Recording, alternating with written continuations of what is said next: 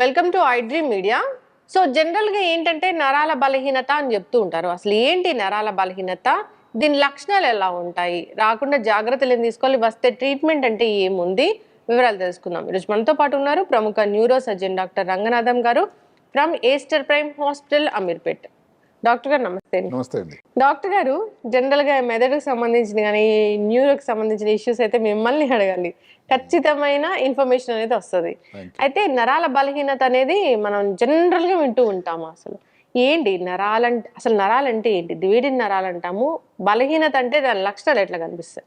ఈ నరాల బలహీనత ప్రజల్లో చాలా కామన్గా అసలు ఓపీడీకి వచ్చిన వాళ్ళు వచ్చిన ఒక సమస్య. ఇక్కడ 2-3 మనం క్లారిఫికేషన్ చేసుకోవాలి. నరాలు అన్నవి భగవంతుడు అమర్చిన గొప్ప సమాచార వ్యవస్థ. అంటే మెదడు నుంచి శరీరంలో వివిధ భాగాలకి, పొట్టకు కానీ, కాలుకు కానీ, చేతి కానీ, ఏ అవయవానికి అందుకంటే ఒక సమాచారాన్ని అందవేసి చేసేటువంటి ఒక వ్యవస్థ. అలాగే మళ్ళీ శరీరం భాగాల నుంచి మళ్ళీ మెదడుకు వెళ్ళాలి కదా. కరెక్ట్. అంటే మీరు ఒక మెసేజ్ ఇచ్చారు, మెసేజ్ ఆ పని జరిగిపోయిందని మళ్ళీ కింద నుంచి వెళ్ళాలి కదా మెసేజ్. ఇంత గొప్ప వ్యవస్థ అది నరాలు. ఏదైనా కారణం వల్ల ఈ నరాలకు కానీ ఏదైనా దెబ్బ తగిలినా, ఏదైనా ఇబ్బంది కానీ, జబ్బు వచ్చిందనుకోండి, ఈ వ్యవస్థ దెబ్బతింటుంది. దానిని నరాల బలహీనత అంటారు వాస్తవానికి. అయితే ఇంకా 2-3 మాటలు ఇక్కడ ఉన్నాయి. కొంతమంది యువకులు ముఖ్యంగా ఓపిడికి వచ్చినప్పుడు అనుమానపడుతూ సంశయంగా ఉండి నరాల బలహీనత అంటారు. నిజానికి ఏంటంటే దాంపత్య జీవితంలో ఏదో ఇబ్బంది ఉండడం వల్ల. దయచేసి మీరు మాట్లాడుతున్న నరాల బలహీనత, ఈ బలహీనత కొంచెం వేరే, అది మీరు గ్రహించాలి. ఇంకా అందరిలో చాలా కామన్, కొంతవరకు చదువుకున్న వాళ్ళు కూడా ఉన్నది ఏమిటంటే, నాకు నరాలు బయట కనబడుతున్నాయండి అనుకొని ఈ చేతులు చూపిస్తారు. వాళ్ళు చూపిస్తున్నవి వెయిన్స్ అంటాం, అంటే సిరలు. నిజానికి బ్లూగా కనబడతాయి పెద్దగా. దయచేసి అందరూ గమనించాల్సింది ఏంటంటే, నరాలు ఏదైతే మనం ఈ రోజు మాట్లాడుకునేటువంటి అంశం బయటకు కనబడవండి. చర్మం కింద, కండరాల లోపల అక్కడ ఉంటాయి. అది ఒక, ఎందుకంటే అది గొప్ప అమరిక. ఇప్పుడు రక్తం తీస్తాం, నరాల రక్తం కాదు అది, సిరలు వెయిన్స్ నుంచి తీసుకునేది. ఇక మళ్ళీ వెళ్తూ అడుగుతారు నరాల ఇంజక్షన్ అని. నరాల ఇంజక్షన్ కాదు అది, వీన్లోనికి ఇచ్చేది, అంటే సిరల లోపలికి ఇచ్చేది. సో ఈ కొంచెం వివరాలు అయితే మనకి అందరికీ తెలియాలి. నరాల బలహీనత అన్నది మనం మాట్లాడేది మెదడు నుంచి ఏదైతే శరీరంలో మిగతా భాగాలకు వెళ్ళే దానిలో పనితనంలో ఏదన్నా తేడా వస్తే వచ్చేదాన్ని నరాల బలహీనత. ఇప్పుడు ఈ నరాల బలహీనతలో లక్షణాలు చెప్పుకుందాం. తిమ్మిరిలాగా ఉండడం, నొప్పి, ఏదో చెక్కల గింతలాగా ఉండడం, ఏదో గిలిగిలి గింతలు అంటారు, తెలుస్తూ ఉంటారు కాళ్ళలో. అదే కాకుండా ఏదైనా నడుస్తూ ఉంటే ఏదో తేడా రావడం, కాలు వీక్నెస్ రావడం, అసలు కండరాలు విపరీత నొప్పి, అలసట, చెప్పలేనంత అలసట, వీటి లక్షణాలని మనం నరాల బలహీనత లక్షణాలు అంటాం. కారణాల గురించి ఆలోచిస్తే చాలా కారణాలు ఉన్నాయి వాస్తవానికి. ఇప్పుడు ముఖ్యంగా కామన్గా కనబడిన కారణాల నుంచి కొన్ని రేర్గా కనబడిన కూడా ఉన్నాయి.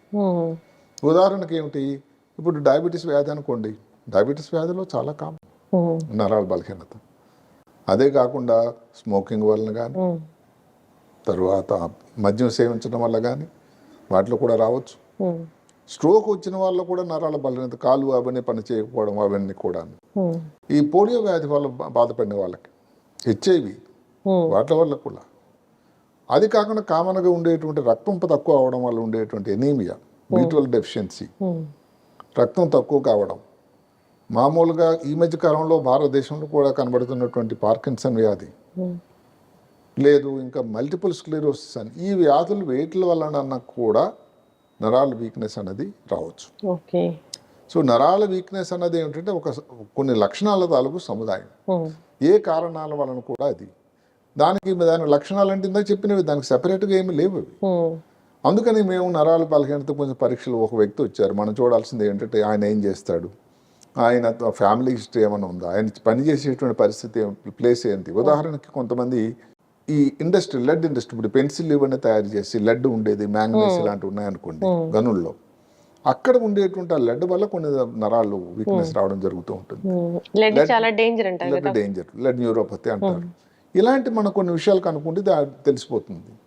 అంతే తప్ప ఈ లక్షణాలు, ఇప్పుడు కంటిలో చూపు తగ్గినట్టయితే, కంటి గుడ్డు తిరిగినట్టయితే, ఒక మెదడు లోపల నరాలు తేడా వచ్చిందని చెప్పడానికి లాగా ఉండదు ఇక్కడ. విన్నారు కదా. ఇక్కడ ముఖ్యంగా గమనించాల్సింది ఏంటంటే నరాల వీక్నెస్ వల్ల లేదా స్ట్రోక్ వల్ల అనుకున్నాం. స్ట్రోక్ వల్ల అనుకోండి ఒక కాలు లేకపోతే ఒక చెయ్యి పని చేయకపోతే మోనో పెరిసిస్ అంటారు. మోనో అంటే ఒకటి, ఒక కాలు ఒక చెయ్యి ఒక పక్కన కానీ పని చేయలేదు అనుకోండి హెమీ పెరిసిస్. హెమీ అంటే ఒక భాగం, సగభాగం. రెండు కాలు రెండు చేతులు పని చేయకపోతే క్వాడ్రీ పెరిసిస్ అంటారు. ఇది అందరూ గమనించాలి. ఇది వచ్చినట్టయితే అందరికి ఇప్పుడు ఒక ఇదేమిటంటే ఏమిటి దీనికి లక్షణాలు అయిపోయినాయి, పరీక్షా పద్ధతులు ఏమిటి అని. పరీక్షా పద్ధతులు అనేది నిజంగా స్పెసిఫిక్గా ఏమీ లేవు. ఇప్పుడు రక్తం కోసం కొన్ని పరీక్షలు ఉన్నాయి. ఉదాహరణకి హిమోగ్లోబిన్ ఎలా ఉంది, సిబిపి అని, లేకపోతే B12 deficiency, folic acid deficiency కోసం ఫోలిక్ యాసిడ్ కానీ టెస్టులు, హెచ్ఐవి ఉందా లేదా చూడడానికి కోసం బ్లడ్ టెస్ట్ హెచ్ఐవి. మళ్ళీ నరాల్లో ఇప్పుడు తేడా వచ్చింది, నరాల డయాబెటీస్ వాళ్ళ ఎఫెక్ట్ వల్ల చూడాలంటే నెర్వ్ కండక్షన్ స్టడీస్ అని చాలా సింపుల్ పరీక్ష ఇక్కడ అవుతుంది హాస్పిటల్లోనే. అలాగే ఒకసారి కండరాల్లో తేడా, కండరాల నొప్పి అనుకున్నాం. అలాంటప్పుడు ఈఎంజీ ఎలక్ట్రోమయోగ్రఫీ అంటారు. అంటే కండరాల లోపలికి చిన్న సూదిని పంపించి దాని లోపలికి టెస్ట్ చేసేటువంటి పద్ధతి. ఇంకా దాంట్లో ఇంకా హెచ్ రిఫ్లెక్స్ అని, FA అని ఇవన్నీ ఉన్నాయి. ఇంకా అవసరమైతే ఒక్కోసారి వెన్నుపాముకి MRI లాంటి చేయాల్సింది. మన మల్టిపుల్ స్క్లెరోసిస్ అన్నాం అనుకోండి, లేకపోతే పార్కిన్సన్ డిజీజ్ అన్నారు అనుకోండి, ఇలాంటి వాటికి మళ్ళీ MRI లాంటి బ్రెయిన్ కూడా చేయాల్సిన అవసరం రేర్గా ఉంటుంది. ఇప్పుడు ఇది ప్రాబ్లం అంటూ కనబడింది, డయాగ్నోస్ అయింది.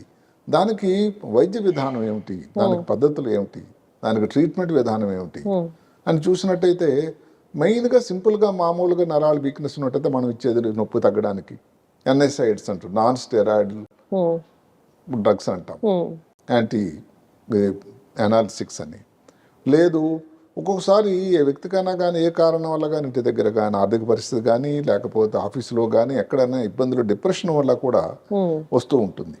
కానీ అందువల్ల దానికోసం ఏదైనా యాంటీ డిప్రెషన్స్ కానీ ఇప్పుడు బాగా నొప్పేస్తూ ఉంది, దానికి ఒక చిన్న పరీక్ష పద్ధతి, ట్రీట్మెంట్ పద్ధతి ఉంది. ఏమది TNS, ట్రాన్స్క్యూటేనియస్ నెర్వ్ స్టిమ్యులేషన్ అని.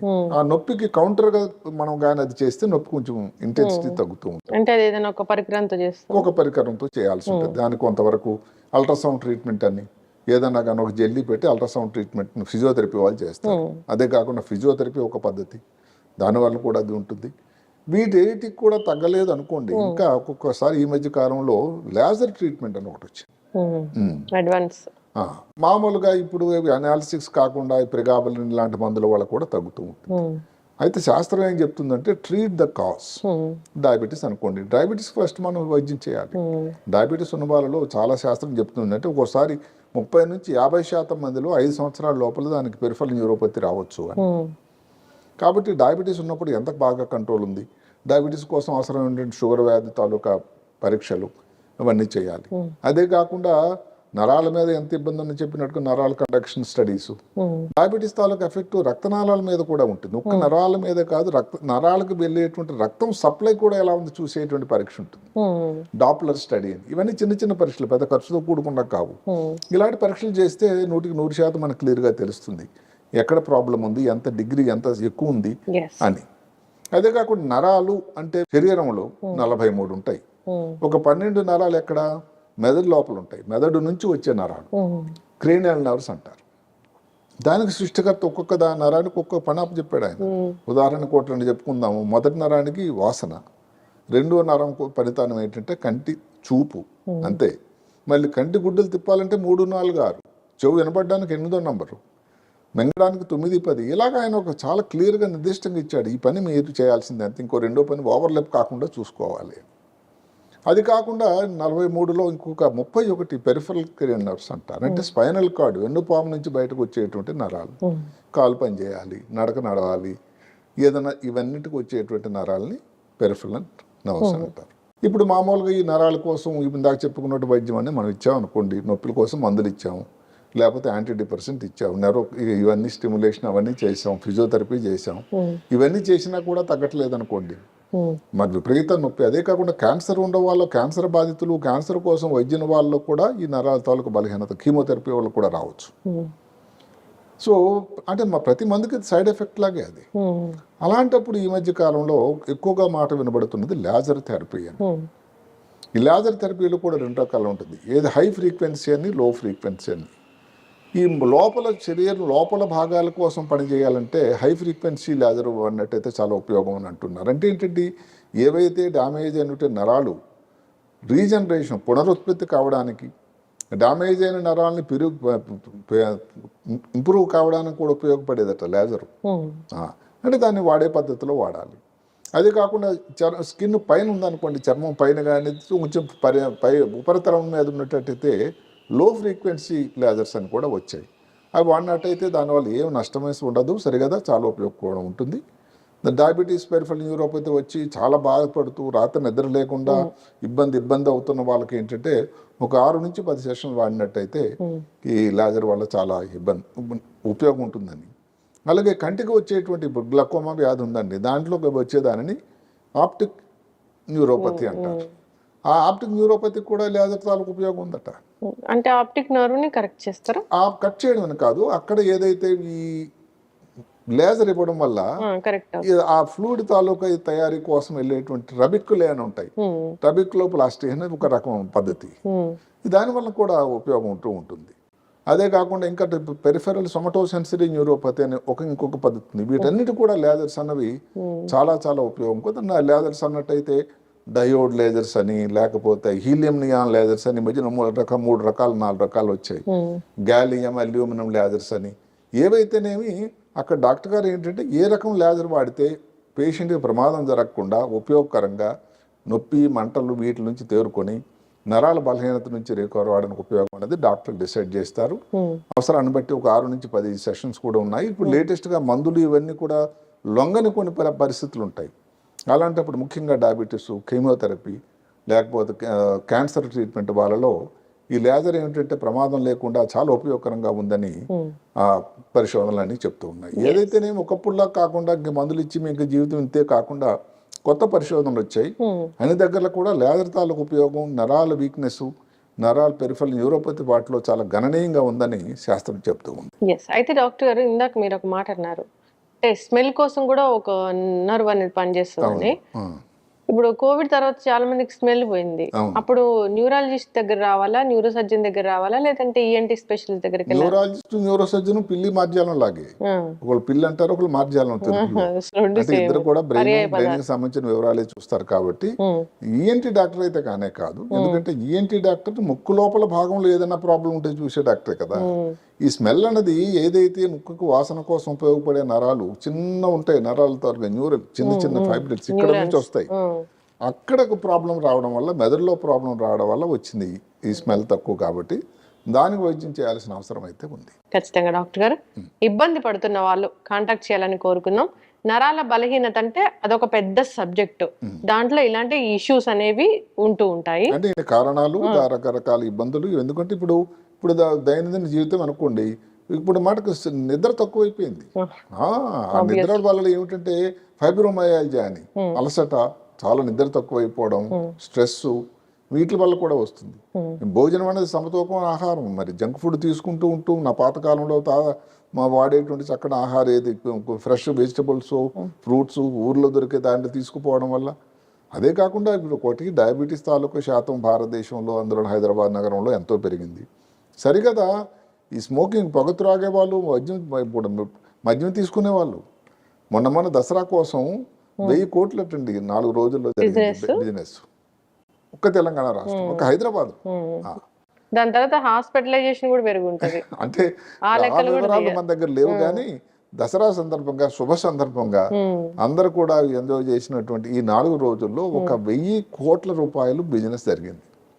అంటే డ్రింక్ ఎంజాయ్ చేయడం వల్ల వాళ్ళ హక్కు, మనం కాదనడానికి లేకపోయినా దాని వలన వచ్చేటువంటి పరిణామాలు కూడా ఆలోచించాల్సిన అవసరం. డ్రింక్ ఇంకోసారి తీసుకునే ముందు అది చాలా ముఖ్యమైన విషయం అని గమనించాలి అందరూ. ఖచ్చితంగా డాక్టర్ గారు, మీలాంటి డాక్టర్లు చెప్తూనే ఉంటారు. జనరల్ గా కూడా చాలా అవేర్నెస్ వచ్చింది, అది తీసుకోకూడదు. అవేర్నెస్ వచ్చిందండి. ఒక కారణం ఈ మధ్య కాలంలో ఎవరు చెప్తున్నారు, భారతదేశంలో ఈ ఆరోగ్య ప్రమాణాలు పెరగడం వల్ల ఈ జీవన ప్రమాణాలు పెరిగాయి. ఒకప్పుడు ఏంటంటే 45, మనకు స్వాతంత్రం వచ్చినప్పుడు 40 సంవత్సరాలు బతకడం అంటే పెద్ద కథలాగా ఉండేది. 45 సంవత్సరాలు, ఇప్పుడు 70, 75, 80 సంవత్సరాలు. అంటే ఇప్పుడు 100 ఏళ్ళు బతకరా డాక్టర్ గారు? అంతే, 100 ఏళ్ళు కూడా బతుకుతున్నారు. ఎందుకంటే ఈ అవేర్నెస్ మీరు చేసేటువంటి వీడియోస్ కానీ, ఈ ఛానల్స్ ద్వారా కానీ, దానివల్ల మంచి గ్రహించే వాళ్ళు కూడా ఉన్నారండి చాలామంది. భోజనం ఇవి చేయాలని చెప్పారు, పొగ త్రాగకూడదని చెప్పారు, లేకపోతే కాఫీ 2 సార్లే తాగాలని చెప్పారు. సో ఇలా పాటించే వాళ్ళు ఉన్నారు. దానివల్ల ఇంతకుముందు దానికన్నా వాళ్ళు గణనీయమైన మార్పు కూడా వచ్చిందని చెప్పే వాళ్ళు చాలా ఉన్నారు. అంటే ఏదన్నా కానీ వీడియో కానీ ఏదన్నా కానీ మనం దాని నుంచి ఎంత మంచిని ఆస్వాదిస్తాం, దాన్ని చెడు కాకుండా మంచిని ఆస్వాదిస్తాం అన్న దాన్ని బట్టి ఆధారపడి ఉంటుంది, వ్యక్తిత్వం బట్టి ఉంటుంది. ఖచ్చితంగా డాక్టర్ గారు చక్కటి ఇన్ఫర్మేషన్ అండి.